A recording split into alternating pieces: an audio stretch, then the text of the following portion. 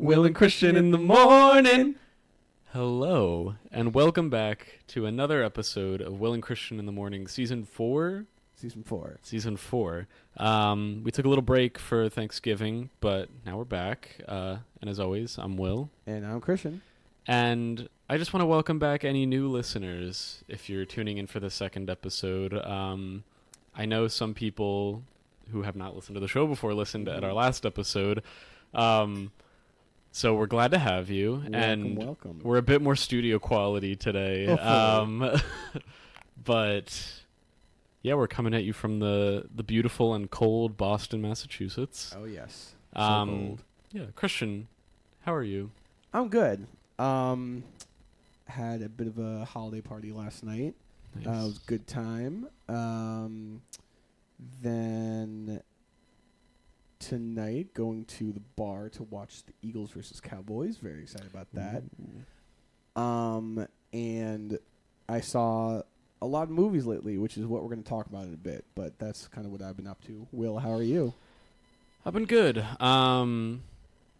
I went home back to PA for Thanksgiving, so that was fun. I got to see family, got to hang out. I did get sick while I was home, as usual. I always get sick. It was on Thanksgiving Day, and you know what? I was every also year. sick on Thanksgiving Day. Like I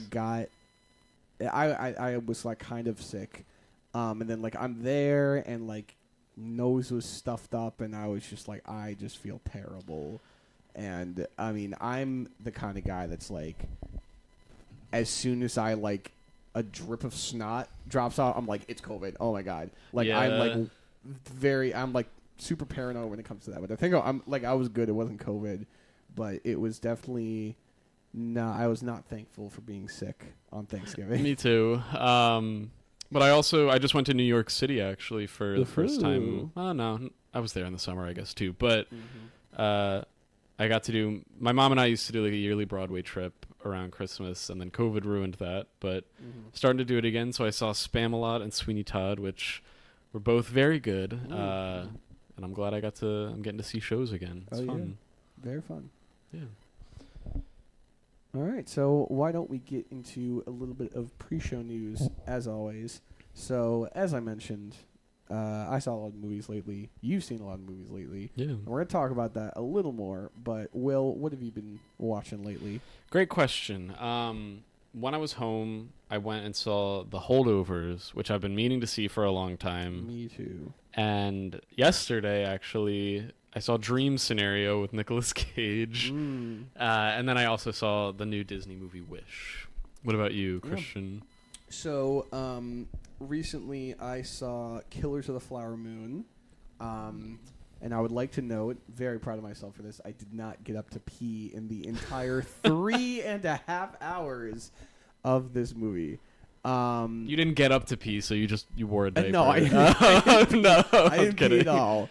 And then yesterday I saw Eileen, which is another movie that I didn't really hear too much about it.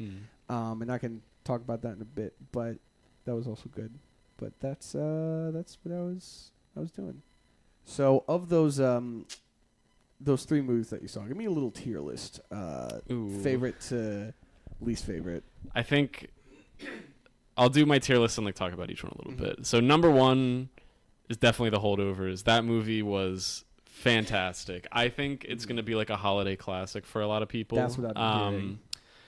It's not anything new. It doesn't do anything new. It's the story you've probably seen before of kind of coming of age story and cranky professor getting along with the students and stuff. But it's just done really well. It's very cozy. And it's also just really funny too. Some of it takes place in Boston, which is cool. It takes place in Massachusetts. Oh, yeah. And it's also shot like it's an old movie from the 70s, which just adds to the coziness. I saw the trailer for that, and I'm like, come Oscar season, film bros are gonna eat this up. They're like, oh my god, it looks like an old movie. It has to be good. But it was good. It actually was good. But not related to the movie, funny story. I saw it at a theater near home, and it's a pretty quiet movie. And I guess next door, Napoleon was playing. Oh. So, like, during some emotional moments or quiet moments, you would just hear, like, screaming and cannons going off in the screen next door. So it was a little distracting, but it still was very enjoyable. That's good. I highly recommend I watching am it. going to... I just need to find time to see, because Abby also wants to see it, so we want to see it together. But we just got to find the time, because it's final season, so she's very busy. Yeah. Number 2...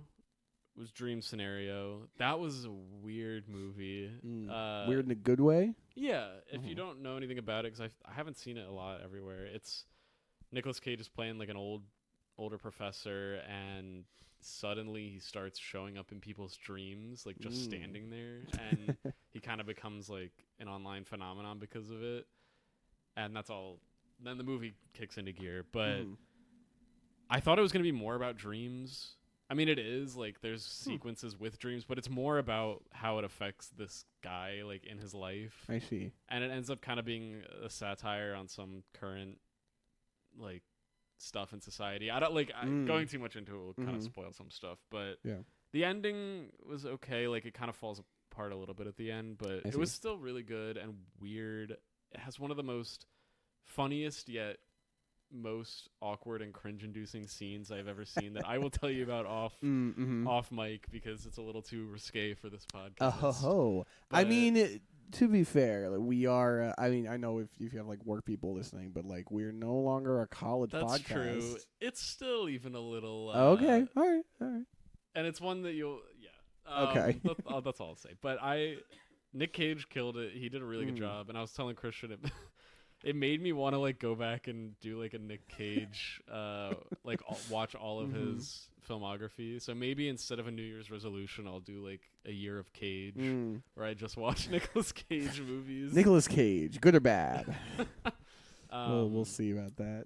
But no, it was really good. And then number 3 was Wish. That was one that people were saying it wasn't that great. I liked it. I didn't think it was bad. It was just like a little bit undercooked, especially for them touting it as like the 100th year of Disney, and like this is 100 years in the making, which definitely not. I don't think it was AI generated. Okay.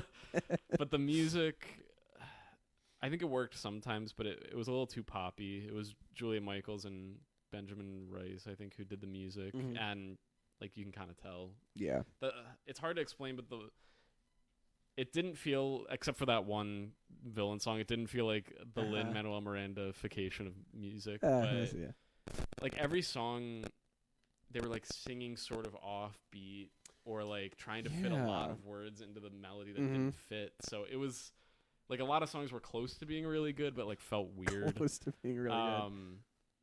I'd say it's worth a watch once it comes to Disney Plus. I wouldn't make it. I mean, if you have like a list, I would watch it in theaters. But it's a pretty movie. But otherwise, I wouldn't make the trip to pay for it. Yeah, I see. What about the movies that you saw?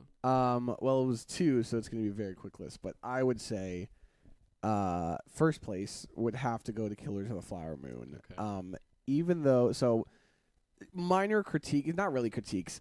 It definitely felt like a 3.5-hour movie.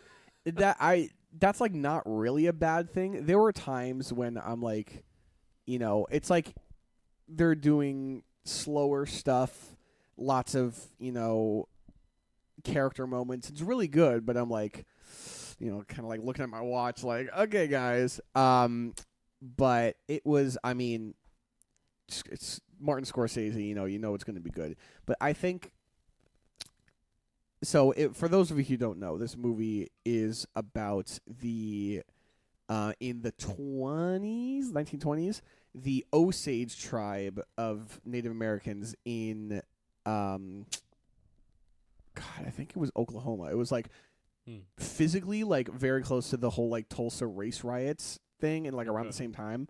But the Osage tribe, the people living there, they found oil on their land, so then they kind of suddenly became the richest. It was like the richest area per capita in America at that time, because they became super rich, and then you have all of these like white people coming in, like they're the cab drivers, they're the maids and stuff, and they're trying to like get in, and they're trying to like marry in to get into that the family money, the family oil money. But then mysteriously, a lot of these Osage tribe members start mysteriously dying. And people are like, what's going on here? So the whole movie is kind of exploring like what happened there in history, and like, how it kind of, I wouldn't call it a mystery because I think we all kind of know like who's doing it, but the characters, they don't really know. Wait, I really don't know anything much about this movie. Is this, I know it's based on a book. It is based on a book. A thing that actually happened, or is it like historical fiction? It is a thing that actually happened. And I think the reason why, and Scorsese was very passionate about this project. He said he really wanted to bring it to light.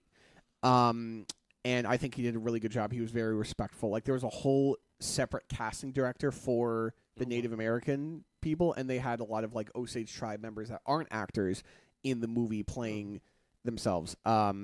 So, that was really good. And I don't want to like talk about the ending too much, but I think the ending was like my favorite part.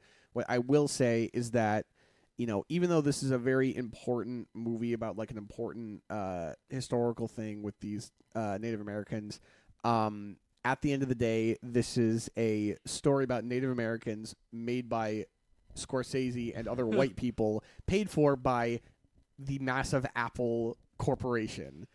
But it was paid for by Apple? It's an Apple TV, or like an Apple movie original, which I was always like, ugh, like I am not the biggest fan of like streaming services making like blockbuster like movie theater movies. Apple stuff has been like, they put out some good shows. They do. But I think like it's different with like shows on their service versus movie. I always felt a little weird about that.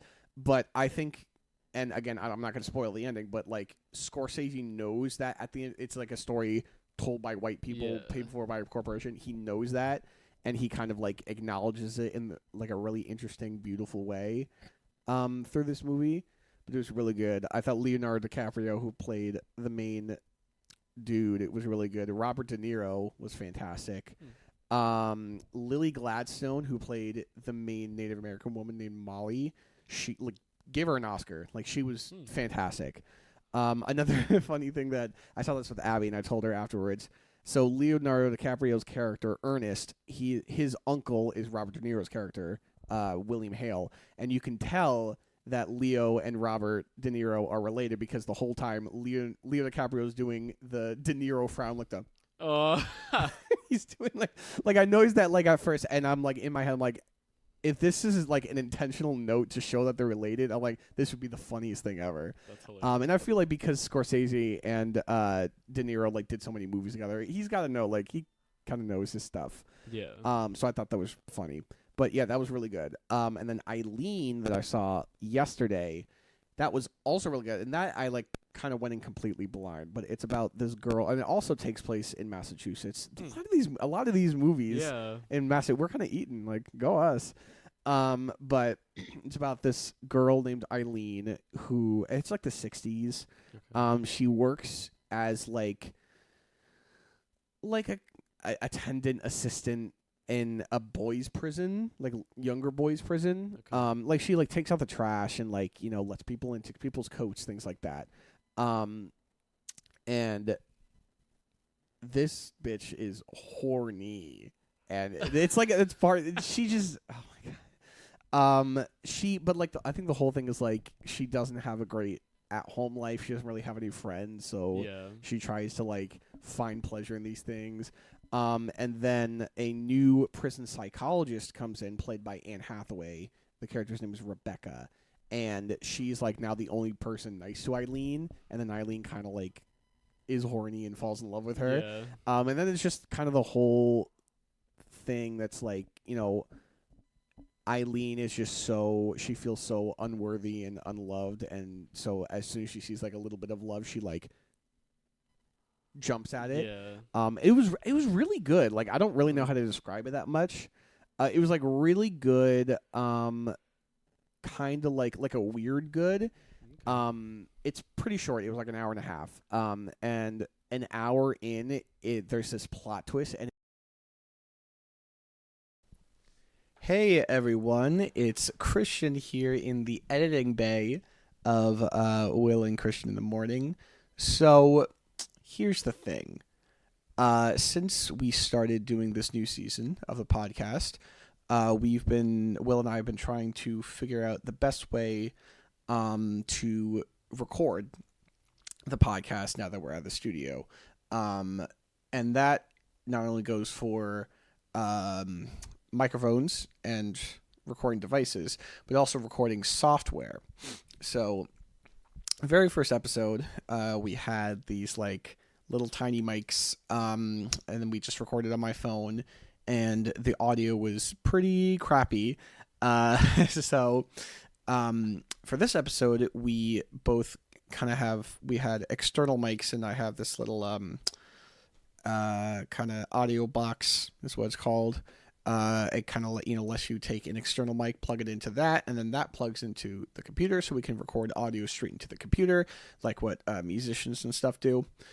And that worked pretty well. However, we tried a couple different recording softwares to try and put it all together. We tried Audacity, which is what we used back in college, and we just could not get both of our mics to work. So then we switched to BandLab, which is a free recording software, and that worked. It worked out well. But the problem was that we figured out, kind of running into the show, is that you can only record 15 minutes at a time. So, we're going through the episode as normal, and then I check back at BandLab, and it had stopped recording, and I was like, oh my god, and we were like 20 minutes in. So we had to basically record the episode in 4 chunks of 15 minutes. However, the reason why I'm talking to you now from the editing bay is that for whatever reason, the second 15-minute chunk is just not there. It's lost. I don't know where it is. So we have that whole little chunk of episode that is just not available to us anymore. So I'm here to kind of catch you up to speed on what you missed in that 15-minute chunk. So you finished talking about the pre-show news. I think I finished talking about like Eileen, how the plot twist happened, and then it got really fast and kind of ended quickly, but it was still really good. Then, and I'm sad that this didn't make it in, I gave Will his very late birthday present, and it was a Will and Christian in the Morning mug, like the one that he gave me way back a couple years ago for my birthday, except his has the new logo where we have beards, and his handle is on the other side, so we can like hold the mugs together and like clink them like Troy and Abed do. It was really cute. I'm really mad that it didn't get in, and I think we kind of reference it later in the episode. So it's funny, because of the recording issues, we had to like re-record his reaction like 3 times, so we had to like pretend that he was opening it again and pretend to give a reaction. But yeah, and then we talked a little bit, I think I talked about like the Boys Mexico spinoff, which got announced, and we talked a little bit about that.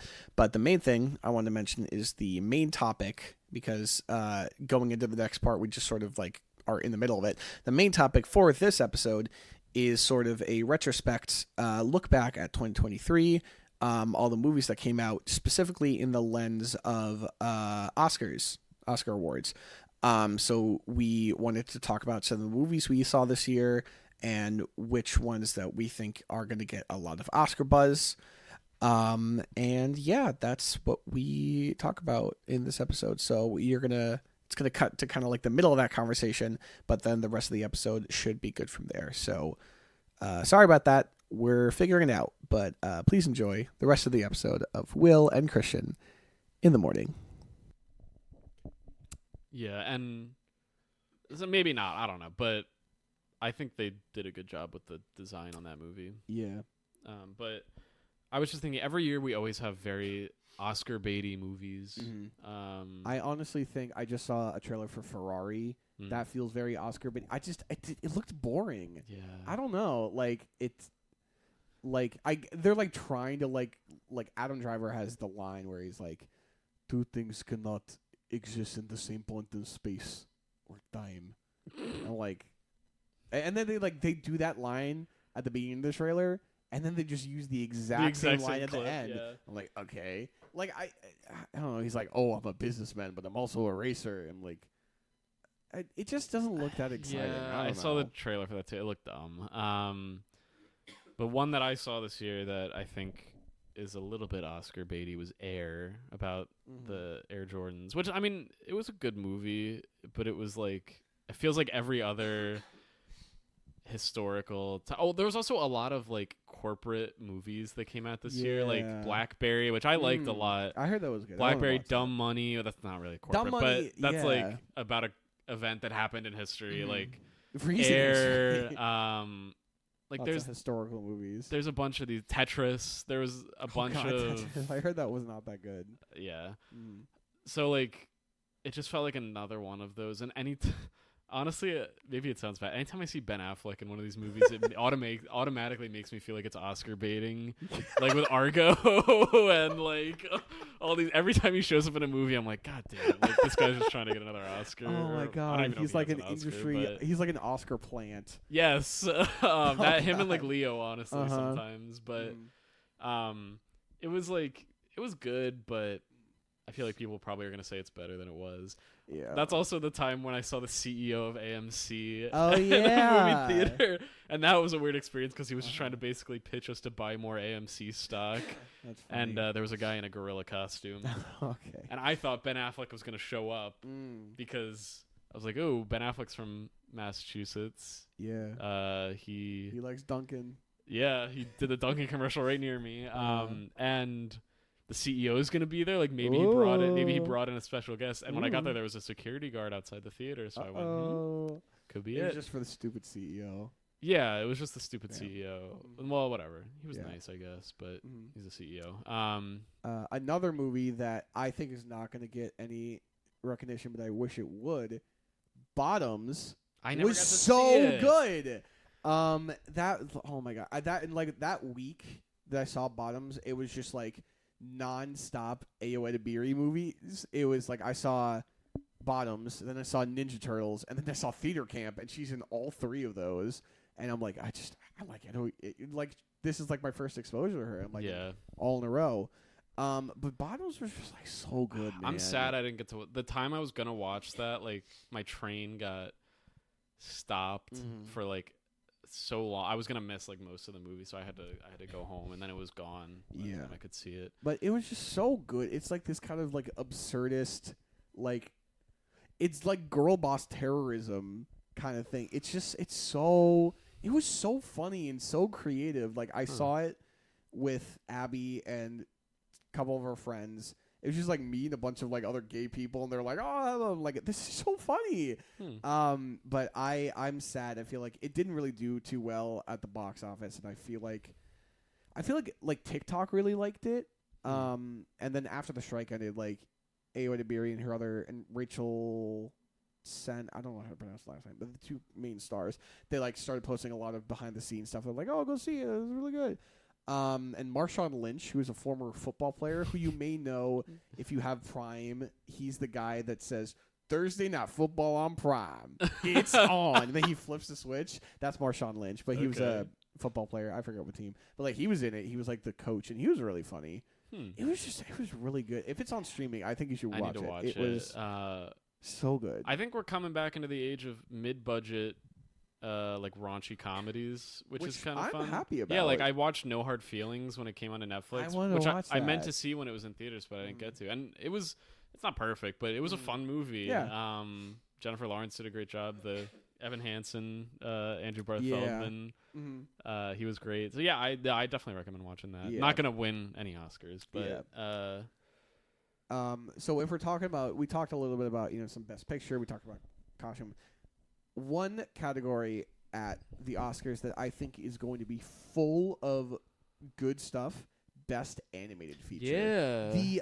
The number of great animated movies that came out this year has been, first of all, not this year that you pointed out. It's not this year, but it was in this Oscar cycle. Puss in Boots 2, which I still haven't seen. And I still need to. My brother's been poking me for like months to go see it. It was such a surprise because it was a like January day, I was like, I got nothing to do. I'll go see this, and it was so good. Like, you just have to watch. I can't even say. You just have to watch it, and it's on Netflix. So. Have you seen Nimona? No, I haven't. Holy crap, that was so good. That was like also kind of surprising. That's on Netflix. That was just my god. It's just so, and it's like, this is sort of, we're in a post Into the Spider-Verse age where now animated movies are trying to do cool, unique animations rather than the generic like DreamWorks and Pixar type animations. Yeah. And Nomona was so good and so creative. Ninja Turtles. Did you see Ninja Turtles? Yeah, I don't think it'll win. I think it was really. I liked it.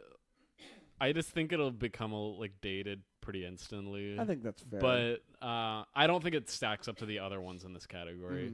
I think it definitely would get a nomination. Oh, I don't know if I would say win. Obviously, Across the Spider-Verse, which I want to talk a little bit more later. And I think it's going to win. I think that's kind of a clear winner. I also thought Elemental was really good. I think that's I think it's a close second that could maybe cinch it because the Academy they always just pick the Disney movie usually. That was I was really surprised at how much I enjoyed it. The marketing was terrible. But then everybody on TikTok was like, "Oh, ignore the commercials. Like, this movie's really good." And then I saw it, I'm like, "This is really good." Mario movie. Do you think that would? Did you watch it? I did not. I will watch it. It won't. I don't think it'll win. It's fun, but now there's that new Studio Ghibli movie, Boy and the Heron, that just came out. I want to see that at some point. I also want to see that. So I've heard people say it's good. Apparently, I guess Robert Pattinson does the. Yeah, and nobody could recognize him. Yeah, that's Robert Pattinson. He's become the guy who just does these he's just the guy from Twilight, and then he just keeps doing other roles, and everyone's like, "Oh my god, Robert Pattinson could do that." I'm like, that's like Daniel Radcliffe doing wacky, insane. Daniel Radcliffe doing roles. Not Harry Potter. Yeah. What I actually story about Robert Pattinson. So I've been watching a lot of Variety's Actors on Actors. Okay. And for those of you who don't know, it's Variety, like the magazine, whatever. They take two actors from various, popular movies from the year and put them together, and they just interview each other. So I think what illustrates the point the best, Margot Robbie and Cillian Murphy did one together. So they talked about Barbenheimer. The one I was watching was Robert Downey Jr. and Mark Ruffalo. They've both been in Poor Things. That's another movie. I need to see that too. I've heard it's fantastic. Next week, I think. Yeah. Mark Ruffalo was in Poor Things. Robert Downey Jr. in Oppenheimer, but also they both have the Marvel connection. Yeah. But they both worked on Christopher Nolan movies. I don't know if Mark Ruffalo has, but yeah, obviously Oppenheimer's Christopher Nolan. So Robert Downey Jr. was talking about how it's interesting where these sort of ideas come from, and apparently, did you see Tenet? No, I also didn't see it. I heard it was pretty good. Okay. But Robert Pattinson starred in this Christopher Nolan movie. Apparently, after it wrapped, Robert Pattinson gave Christopher Nolan as a gift letters from J. Robert Oppenheimer, and then which I'm like, that's a weird gift. Maybe it's supposed to be poetic kind of thing. Like, why did he have them? I don't know. But then RDJ was like, then it just kind of sat with him, and then he was like, I'm going to make a movie about Oppenheimer, and that's how he made Oppenheimer. Huh. So it's like these little. I'm like, thanks, Robert Pattinson. I guess it was a really good movie. So I have one more really awful movie I saw this year that really disappointed me more than anything. Really? And it was Haunted Mansion. I had high hopes for this movie because as many friends know, I'm a big Disney park. I'm not a Disney adult.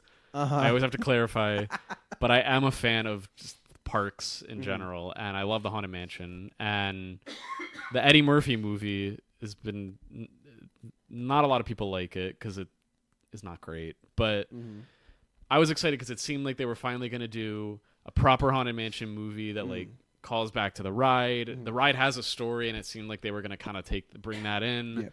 Yeah. And it sucked. It was horrible. I was excited because Owen Wilson. I like Owen Wilson. Lakeith. It was a good cast. It was a stacked cast. it was one of the worst movies I saw this year. Like Worst it was movie? Wow. it was just boring. Yeah. And a whole thing about the Haunted Mansion is that like it's ghosts that you see the ghosts after a certain point, and they're all kind of like playful and living there, and they're not really like mean. And you only see the ghosts for like 2 minutes in this movie. The rest of the time, like the ghosts are interacting with the characters, but it's all like you see something move across the hall. Like the ghosts are barely in the movie. And they just spend most of the movie in these like 2 rooms of the mansion. There's references to the ride and stuff, but it's just not good. Like interesting. I left that theater really sad. I got a cool pin though for free from AMC. Well, so that's worth it. Was worth it.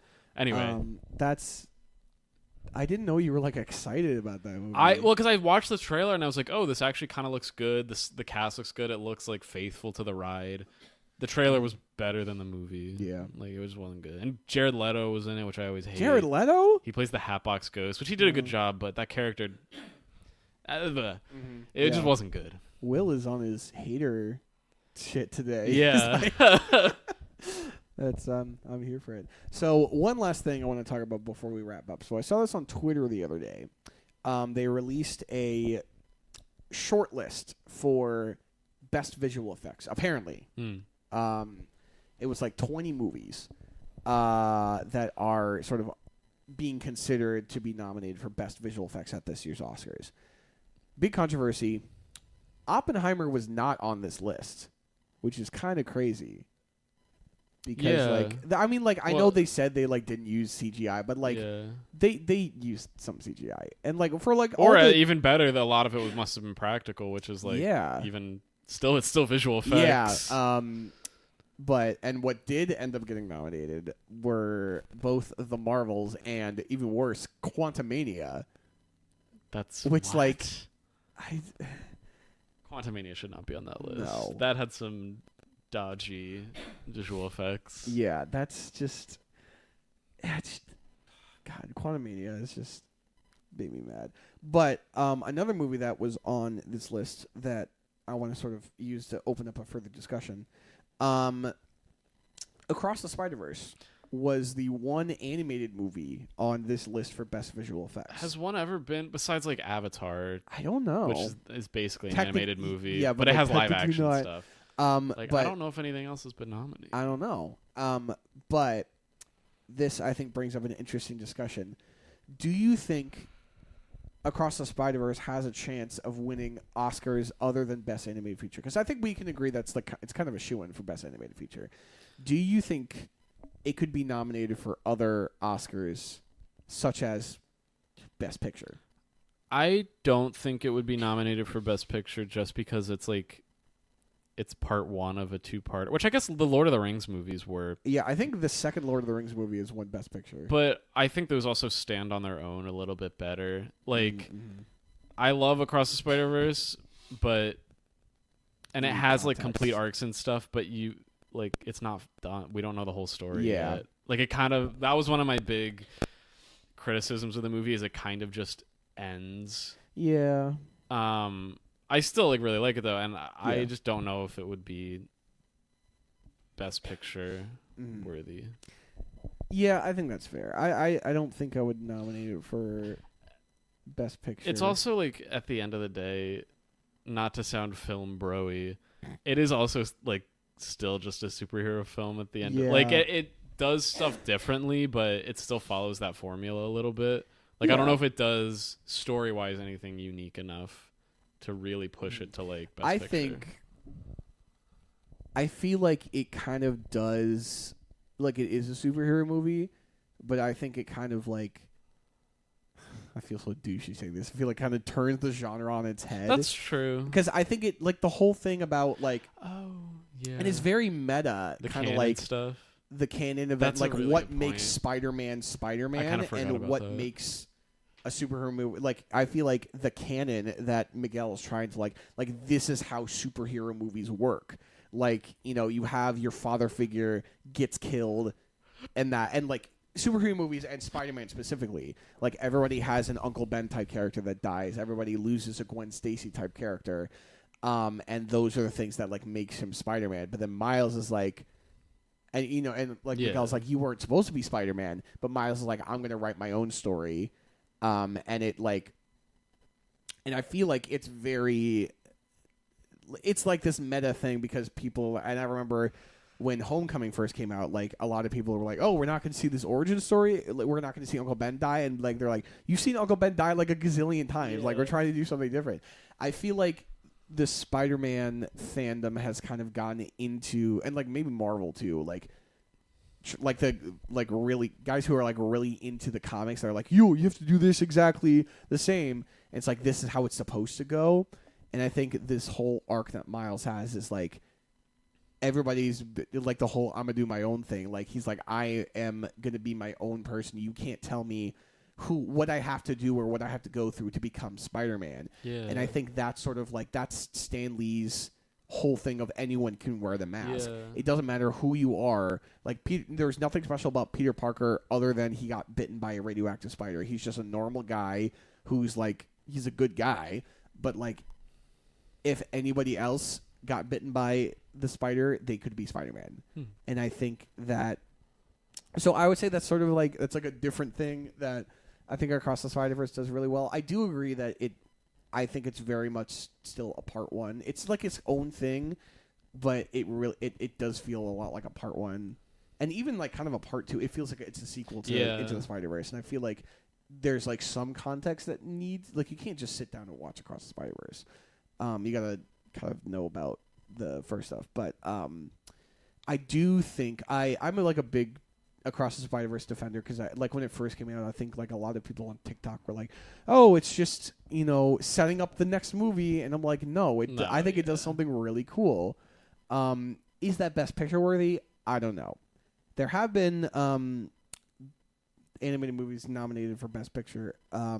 3. I just looked this up recently. It was Up, Toy Story 3, and Beauty and the Beast. Yeah. Which is, I mean, I think those are all good. Up is interesting, but yeah. So I think, I don't know. I think it's an interesting discussion, especially because it's on the short list for visual effects. Like, I feel like animated movies have only been nominated for Best Picture and Best Animated Feature. Would Best Original Song be one they could get? That could probably, yeah. I guess that's different. That's had some animated movies. Also, I was talking to Abby about this the other day. I feel like it's probably gonna be I'm Just Ken. Yeah, it's gonna be. I don't know. Like the soundtrack for Across the Spider-Verse is really good. But did Sunflower win when the first movie came out? I don't remember. I don't know what else nominated. But I was talking to Abby about this the other day. About this whole Across the Spider-Verse thing. I was like, animated features have their own thing. I was like, I kind of want there to be like, there's Best Actor, Best Actress. I think there should be like a Best Voice Actor. Yeah, there should. It's a different skill set. Yeah, and I think it's like it would just be Best Actor in an animated film kind of thing, but they would say Best Voice Actor kind of thing. Because like like the performances in Across the Spider-Verse are super good. What other, like, I don't know, Puss in Boots was good. Yeah. But I think that could be another thing because like voice acting is a whole complete, because you have to like, the animators like animate the face and stuff for emotion, but like you have to like turn up your emotions of purely with your voice, and I think that's a really hard thing that like actors can't really do. Like when What If came out, and like there were a lot of like Sebastian Stan, for example, like he was not a good voice actor. But then I think like Paul Bettany, Chadwick Boseman, a couple other, like they were good voice actors because they like know what they're doing there. Yeah. So I think it would be cool for voice actors to get some love at the Oscars. Yeah, that could be cool. I agree. I don't know. But I think that's just about everything we had for today. Unless you have anything else you want to talk about. Nope. I think that's good to wrap up. Yeah. So thank you everybody for listening. Yeah, so thank you. Going back to the mug that I gave you. So I put this up on Abby's I use Abby's Redbubble to like design it. Sure. So theoretically, if any listeners out there want their own Will and Christian in the Morning mug, we could set it up on the store, and you could you could buy your own mug. So I talked to a couple of people. I'm like, would you buy Will and Christian in the Morning mug? And like at least 2 people were like, yes.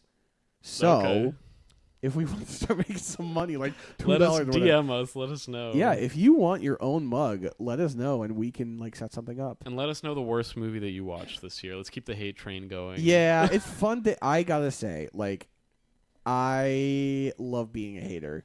Being a hater is so fun. Yeah, let us know the worst movie. If you want to tell us the best movie you saw, sure, but like really go to town on some of these bad movies. Maybe we'll have to do a bad movie breakdown 3. Yeah, we'll bring it back. So let us know, and yeah, thank you for listening. Be sure to follow us on Spotify and Apple Podcasts. Rate 5 stars. Yeah.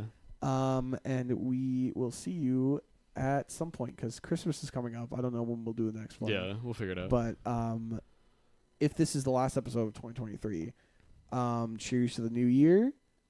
And we will see you in the next one. Yeah. Bye-bye. Bye.